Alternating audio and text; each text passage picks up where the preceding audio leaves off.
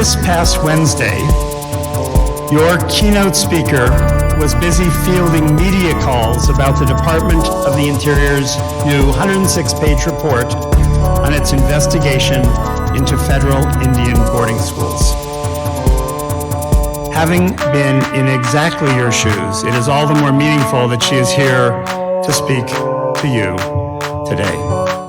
Shannon O'Loughlin is a citizen of the Choctaw Nation of Oklahoma and the Chief Executive and Attorney for the Association on American Indian Affairs, the oldest nonprofit organization serving Indian country. A former Chief of Staff to the National Indian Gaming Commission, Shannon assisted in the development and implementation of national policy for the agency, overseeing the agency's public affairs, technology, compliance, and finance divisions.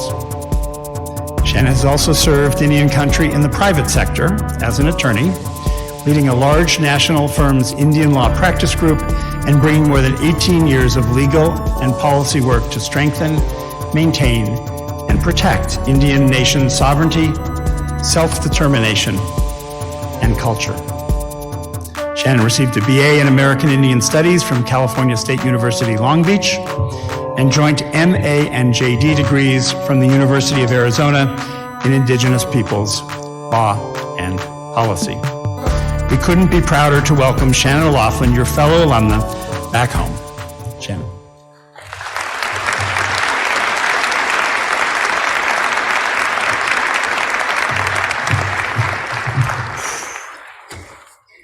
Hello. What happens if I say go Wildcats? Thank you, Dean Miller, and so many others who brought me here today. I'm forever proud to be a graduate of the University of Arizona, James E. Rogers College of Law, and the Indigenous Peoples Law and Policy Program, and I'm honored to have been asked to speak to you today on this very special day. I can't wait for you all to get on up to this stage, and so I can sit down. So we can welcome you to the next step in your lives and your careers. I know because you chose the University of Arizona, just like me, that you want to make a difference for your families, for your communities, and for our shared world. And the degree and certificate programs that you're receiving today are your ticket to a nonstop journey to becoming a freaking superhero.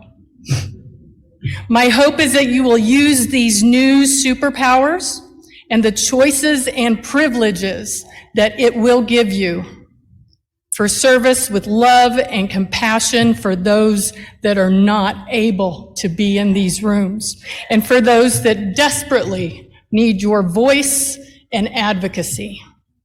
My time at the U of A was difficult and it was cathartic.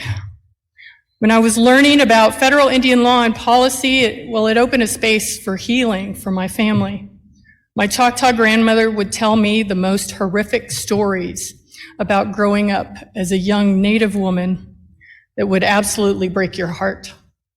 And she'd take my hand, look me deep in the eyes, and tell me that she went through those struggles so that I could be here, and so that I could do my part to change the course of history, like you. So when I would share with her about what I was learning here, like how presidents and politicians and judges removed our lands, sent our children to boarding schools, and outlawed our rights to our own cultures and our own identities, it made her feel like there was a reason for the trauma that she experienced, and that it wasn't just her. It was not the outcome of her choices. It was the known outcome of the blatant and continuing racism that took away her choices. This continues to be the work I'm absolutely committed to doing, truth-telling, healing, and teaching institutions how to be accountable. Without dissecting the eras of federal Indian law and policy, which I'd love to get into, but I know you don't want to lecture right now, But hopefully you took advantage of a few federal Indian law classes while you were here, right? Thank you. I hope that you will remember that the individuals today continue to use that historical precedent from bodies of law like federal Indian law to remove the freedom of choice from marginalized peoples and groups, including all women of all races and all backgrounds.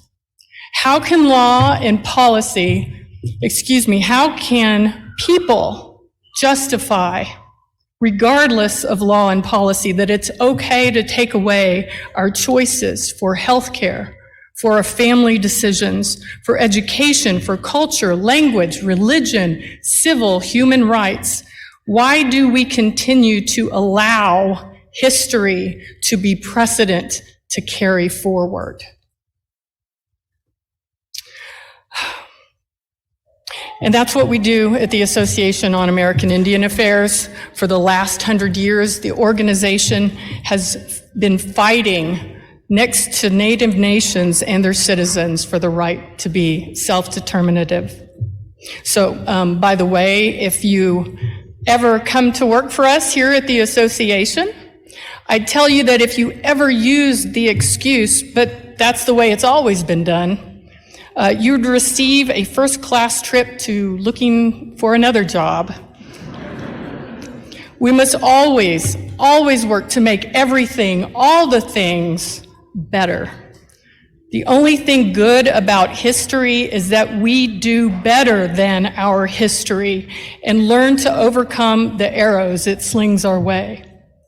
I rely on my elders and my ancestors to guide me, and they always told me that my job was to merely stand on their shoulders and reach and do better than they could or that they ever knew could be done. They also told me that it wasn't to do better for me. It wasn't to do better for myself, but for those that come after me. So those that come after me, well, I'm laying the foundation on my shoulders for you to stand on. So I'm asking you, as you begin to make choices for yourself on how to walk on our shared Mother Earth with your new superpowers, I hope that you'll first take care of yourself, take care of your families, but always remember that we are all deeply connected, that we are all related and dependent on one another, as well as the land we stand on, the water we drink, and the air we breathe. Just like a spider web, your choices and others' lack of choices affects all of us. Use your voice, vote, use your superpowers, and do good. Find those shoulders to stand on. Congratulations, Wildcats, you're almost there.